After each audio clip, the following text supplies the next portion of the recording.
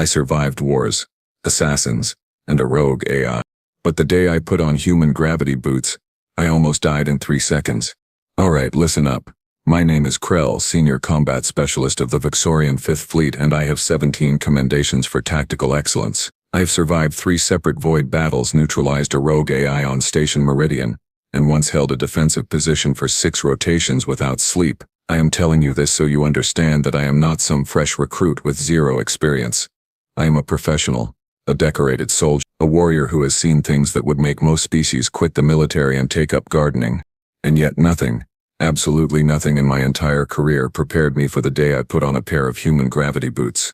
You think you know about humans? You think you understand what makes them tick? Let me save you some broken bones and shattered pride. You do not. You really do not. This is that story.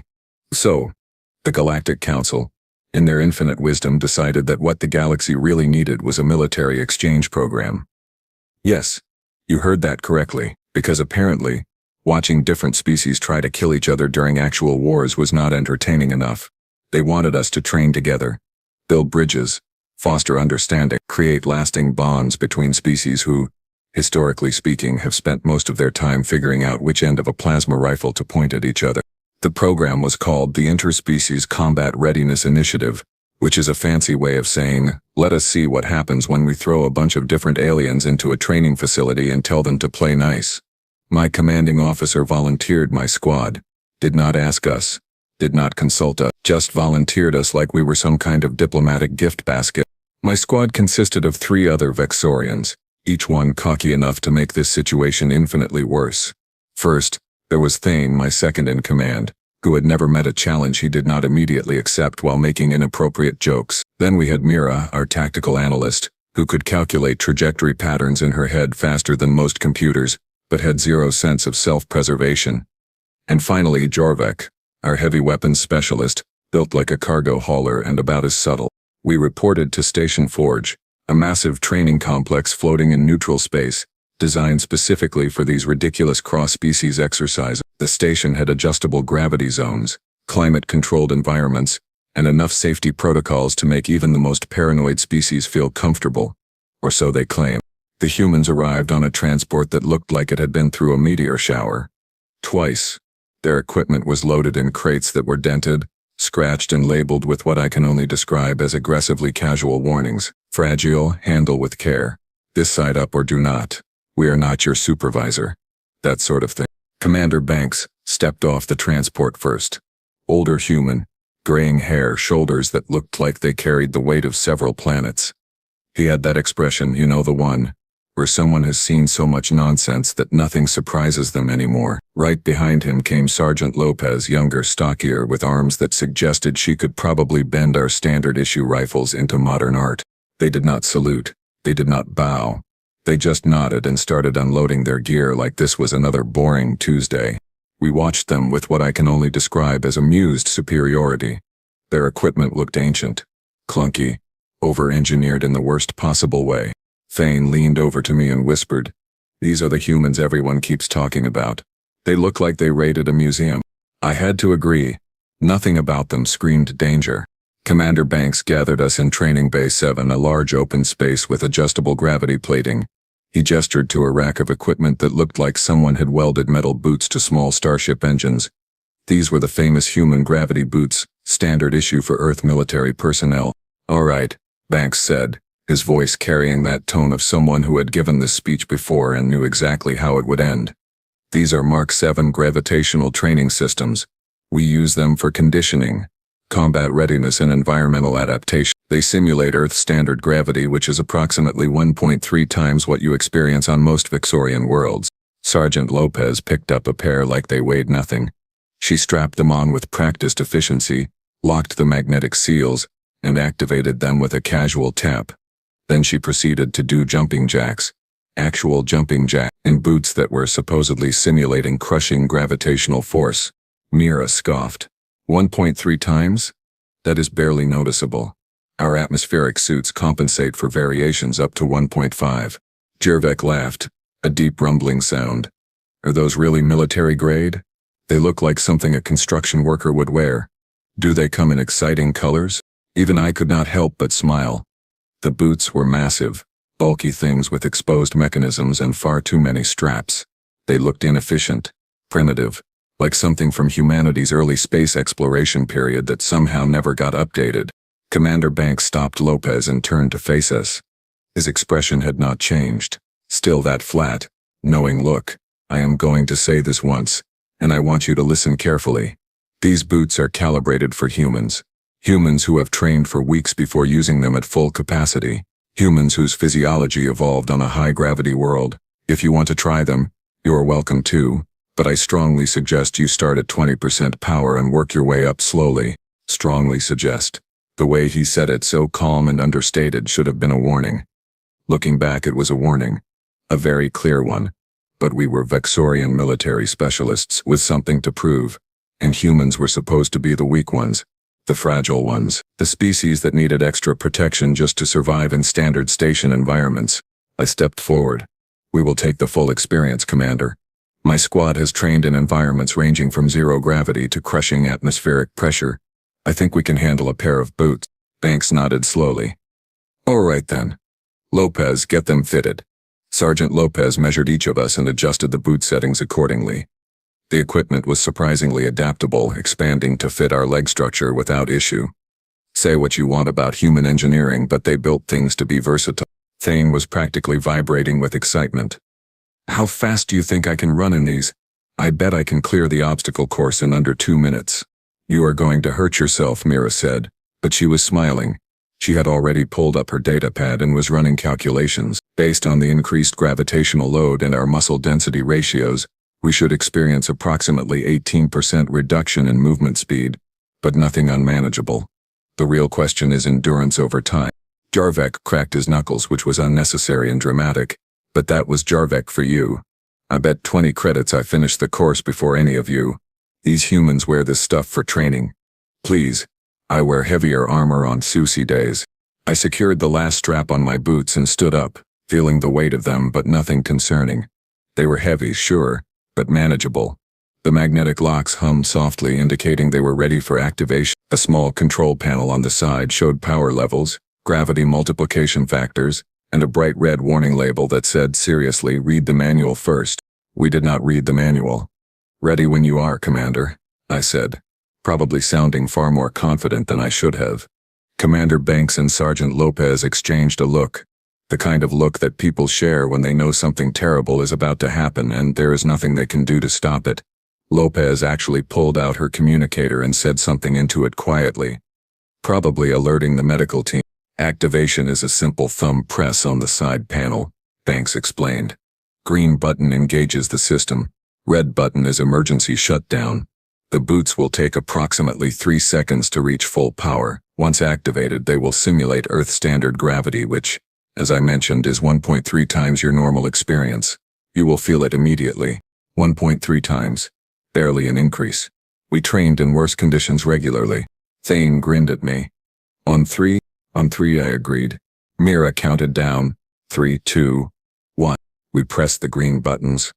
And that, my friends, is when everything went sideways. The 3 seconds Commander Banks mentioned felt like 3 years. At first, nothing happened. Just a low hum from the boots, a slight vibration through the soles. I was about to make some clever comment about human technology being all noise and no substance when the gravity kicked in. And oh sweet, merciful void, did it kick in. It felt like someone dropped a cargo shuttle on my shoulders. No, scratch that. It felt like someone dropped an entire cargo bay fully loaded directly onto my spine. Every single bone in my body suddenly remembered it had weight. My knees, which had supported me perfectly fine for 32 years, decided right then and there that they were done. Just completely done with existence. I did not fall gracefully. There was no dignified descent. My legs buckled so fast, I did not even have time to catch myself. I went down like a building in a controlled demolition, face first, arms flailing, making a sound that was somewhere between a grunt and a whimper. The floor hit me, or I hit the floor. Honestly, at that point the distinction did not matter because my entire body was screaming at me in languages I did not know existed. I heard Thane laugh. Actually laugh. The idiot thought I had tripped or panicked. Krell, what are you doing down there? Did you forget how legs work? Then his boots activated. The laugh turned into a choked gasp, followed by a spectacular crash as 200 pounds of cocky Vexorian warrior discovered that standing upright was suddenly a theoretical concept, rather than a practical reality. He hit the ground right next to me, and I swear I felt the impact through the floor plating. Mira went down next.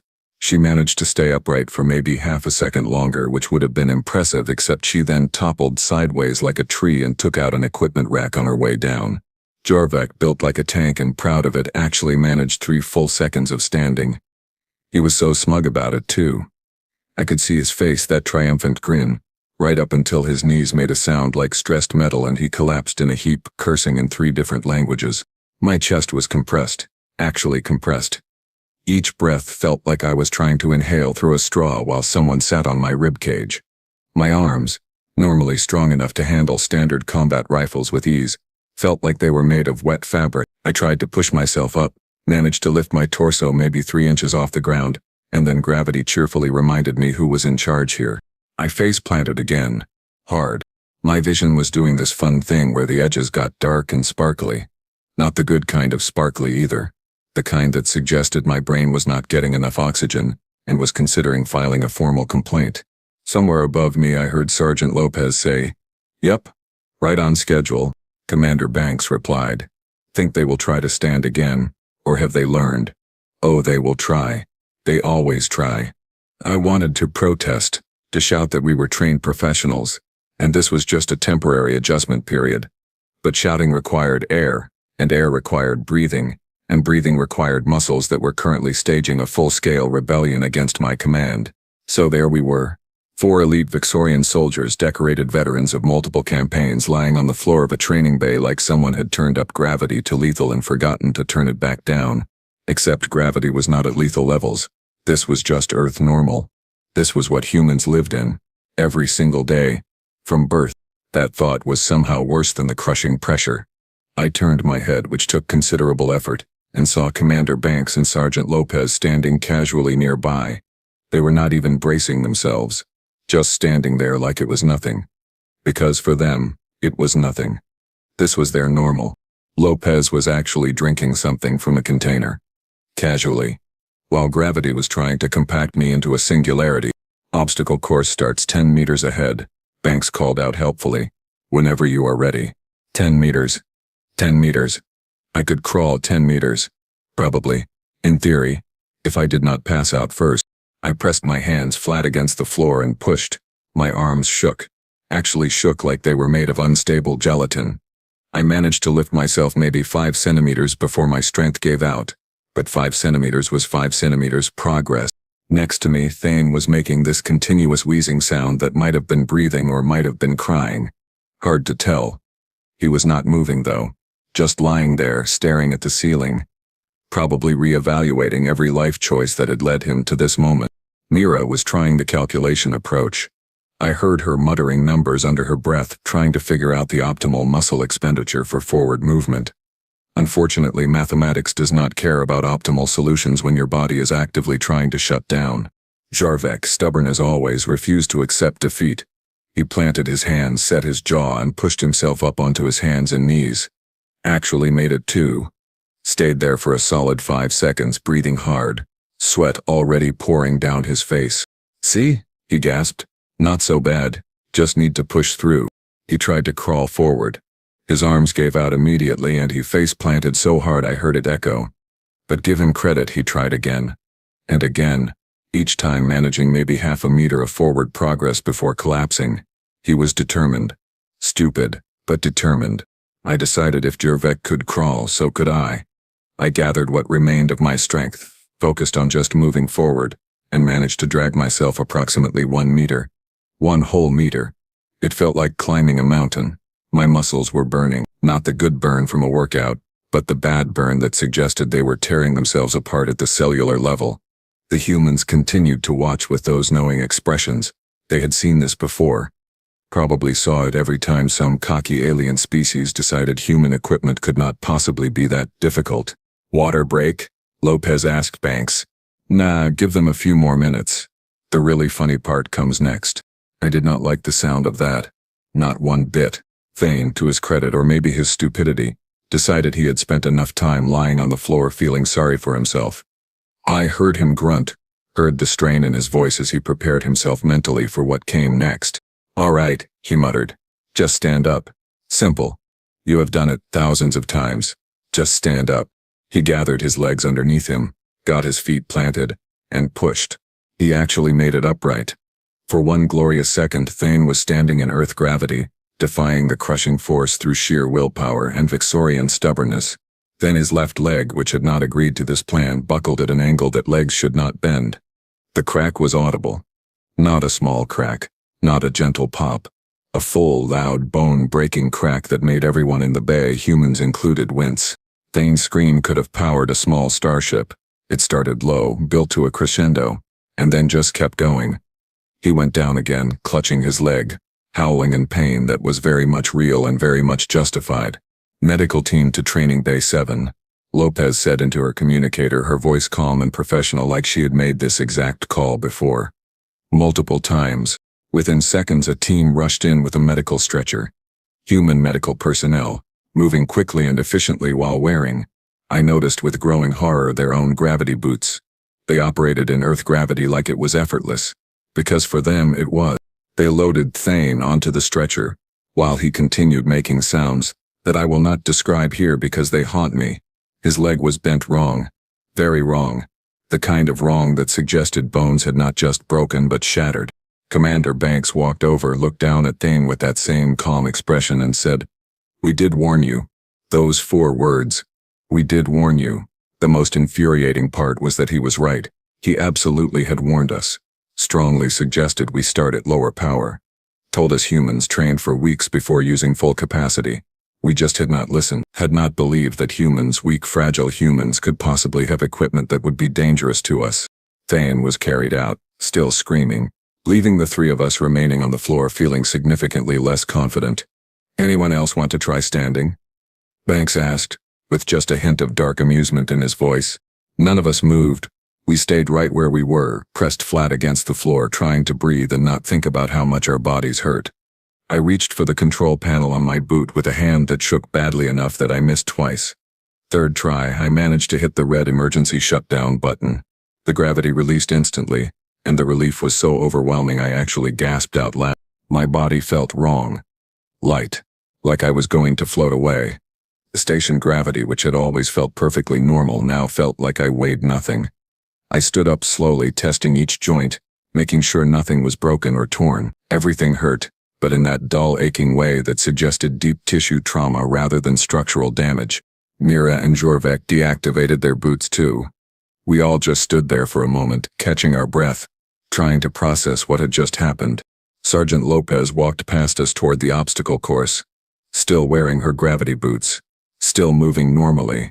She hopped up onto a raised platform, dropped down the other side, and did not even break stride. It was casual, effortless, like she was taking a morning walk through a park.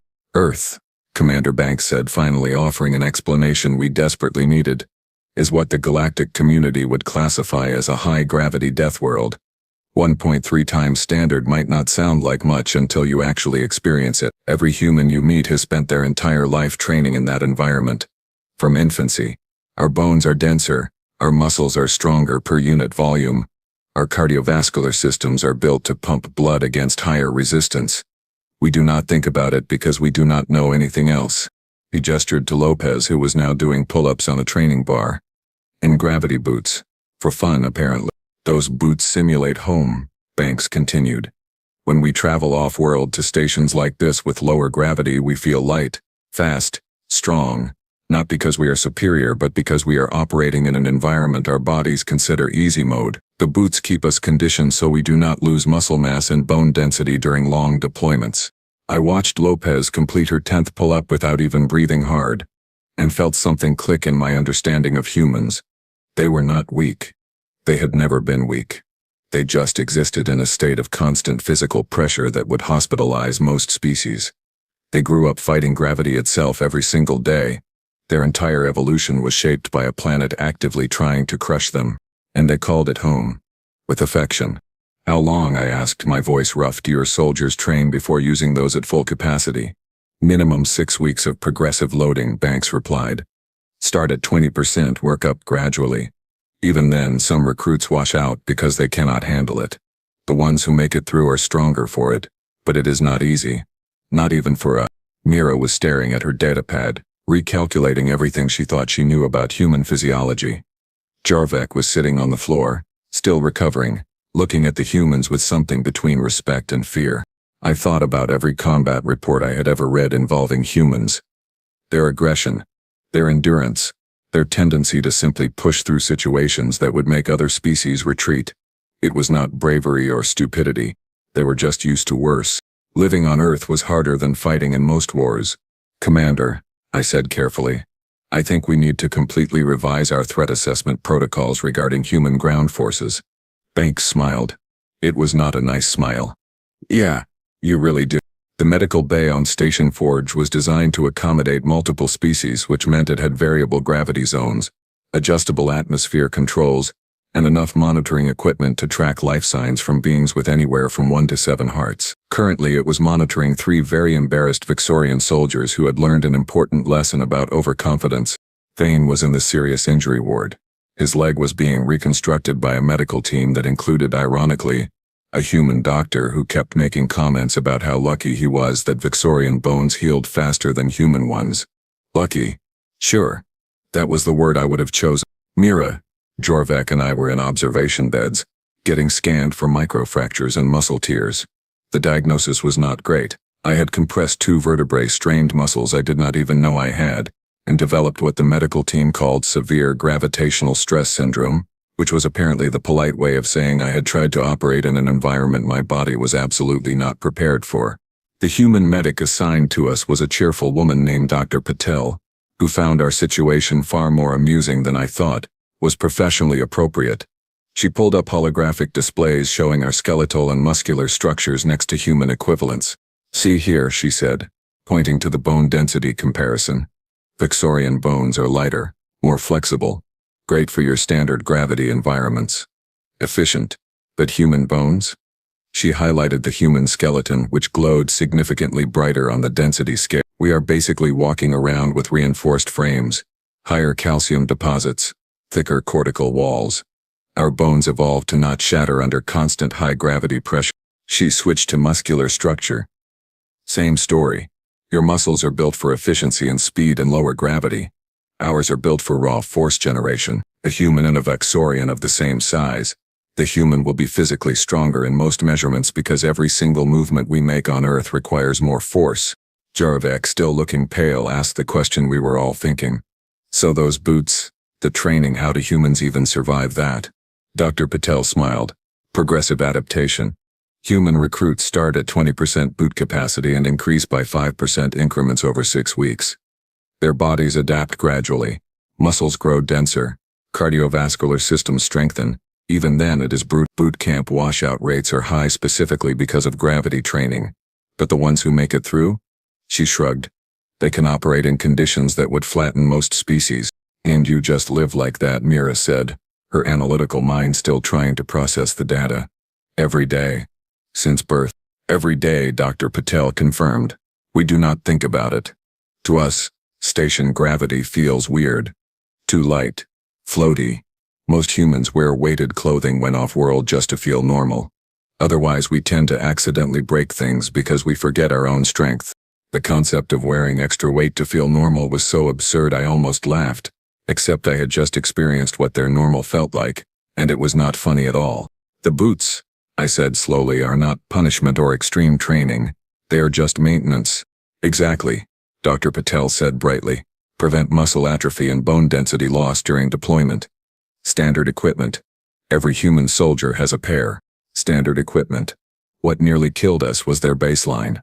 I was released from medical observation 6 hours later with strict instructions to rest, stay hydrated, and not attempt any physical activity for at least 2 days. I ignored the last part because I needed to see something with my own eyes. I went back to Training Bay 7. The human contingent was running drills, full combat exercises, while wearing gravity boots. All of them, Banks, Lopez and about 20 other human soldiers moving through obstacle courses, practicing hand-to-hand combat, doing conditioning exercises that looked exhausting just to watch. But they were not struggling. They were not collapsing. They were training, normally. Like this was just another day. I watched Sergeant Lopez run a course that included climbing walls, crawling under barriers, and carrying equipment that probably weighed as much as she did. She completed it in under 4 minutes, in gravity boots. Then she did it again, for practice. A younger human soldier could not have been more than 20 standard years, was doing exercises with additional weight plates strapped to his arms and legs. On top of the gravity boots, he was intentionally making it harder for himself, building strength, Commander Banks said, appearing beside me. I had not heard him approach, which was concerning given his size. That is Rodriguez. He wants to qualify for advanced combat deployment. Needs to pass a fitness test that requires pulling twice his body weight, in full gear, so he trains with extra resistance, twice his body weight, in Earth gravity. While wearing armor, I thought about how humans moved in combat footage I had seen. Fast, aggressive, relentless. It was not tactics or technology. It was simple physics. They trained in hell, so everywhere else was easy. Your species is compact, I said, watching Rodriguez struggle through another set of weighted pull-ups. Shorter on average than Vexorians. I always thought it was a disadvantage. Lower center of gravity, Banks replied. Better leverage. Less material to reinforce structurally. Evolution optimized us for high gravity. Being tall on Earth is actually a disadvantage. More strain on the cardiovascular system. Harder to move efficiently. Every human design choice suddenly made sense. Their stocky builds, their dense muscle, their aggressive, competitive nature. When you spend your entire life fighting gravity itself, everything else is just another challenge to overcome. You wear weighted gear off-world, I said, remembering what Dr. Patel mentioned. Banks nodded. Most of us do. Station gravity makes me feel like I am going to float away. The weights help. Keeps us grounded. Keeps us strong. He paused. Also prevents accidents. You would be surprised how easy it is to accidentally throw someone across a room when you forget you are in 0.6 standard gravity. I watched Lopez finish her third run through the course and immediately start a fourth. She was not showing off. This was just her routine. Her normal. They called their planet home. They called this training. They wore extra weight to feel comfortable. Humans were not the weak species we needed to protect. They were the terrifying species we needed to avoid making angry. Writing the official incident report was possibly more painful than the actual incident. I sat in my quarters staring at the blank document, trying to figure out how to explain what happened without sounding like a complete idiot. Attempt number 1. My squad underestimated human equipment and suffered consequences.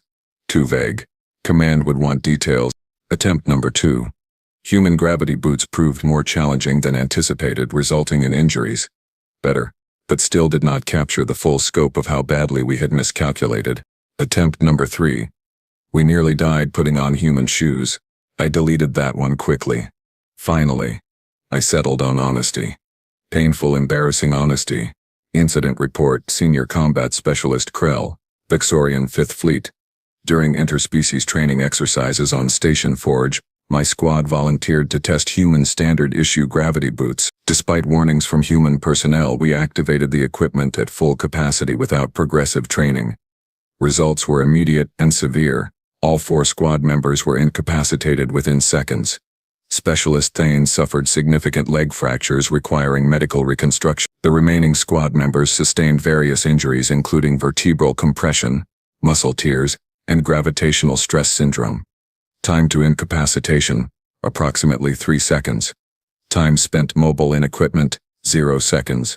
Mission effectiveness, 0%. Lessons learned, extensive. I paused, fingers hovering over the keyboard, then added the important part. Recommendation for command review. Current threat assessment models for human ground forces are fundamentally flawed. Analysis is focused on technology and tactics while ignoring basic physiological advantages. Human soldiers operate in conditions that exceed Vexorian tolerances by significant margins. Their standard training equipment alone would serve as enhanced torture devices for most galactic species. This is not hyperbole. This is documented fact supported by medical data. I attached Dr. Patel's comparison charts, the incident logs, and footage from the training bay showing humans casually doing things that had hospitalized my squad. Further recommendation. Any future combat scenarios involving human ground forces should assume they possess significant advantages in strength, endurance, and pain tolerance compared to previous estimates. The fact that they evolved on a high-gravity Deathworld is not trivia, it is critical tactical information. They are not fragile, they are not weak. They are compressed springs of muscle and bone who have spent their entire evolutionary history fighting their own planet. We should adjust our threat models accordingly. I read it over twice, made sure I had not understated anything, and submitted it to command. Then I added a personal note at the bottom off the record. Also, never volunteer for human training programs. Ever. For any reason. I do not care if they are offering promotions, bonuses, or eternal glory. It is not worth it. Trust me on this. So, that is the story. That is how I, a decorated Victorian military officer with 17 commendations, got absolutely demolished by a pair of boots. Thane recovered, by the way. His leg healed, though he walks with a slight limp now and refuses to go near anything human-related. Cannot say I blame him. Mira submitted a 300-page analysis on human physiology to the Victorian Science Academy. Jarvek requested a transfer to Deep Space Patrol, preferably somewhere humans would never visit. Me? I finished the exchange program, learned a lot, earned a healthy respect for a species I had previously dismissed, and developed a very specific phobia of gravity manipulation technology. The humans were professional about the whole thing. Did not mock us, did not gloat. Just added our incident to what I suspect is a very long list of similar incidents involving other species who thought they could handle Earth-standard conditions. Commander Banks gave me a handshake when I left Station Forge. His grip was firm. Very firm. Probably could have crushed my hand if he wanted to. He did not, which I appreciated. Learn anything useful? He asked. Yes, I said honestly. Never underestimate you people. Ever. He smiled. Good lesson to learn. Most species figure it out eventually, usually the hard way. So here is my advice to anyone in the galactic military who might be reading this. If humans offer to let you try their equipment, politely decline. If they suggest joint training exercises, find an excuse to be somewhere else. If they casually mention that something is standard issue for them, assume it will absolutely wreck you. They are primitive-looking equipment, not primitive. Over-engineered for survival on a planet that actively tries to kill them. Their casual attitude about danger, not bravado, genuine perspective from a species where everyday life is harder than most combat situations. And those gravity boots? Those innocent-looking, clunky, outdated gravity boots. They are not training equipment. They are a reminder that humans are from a world the rest of us would classify as a nightmare, and they call it home. With affection. So yeah, never volunteer for human training. Trust me, I have the medical bills to prove why.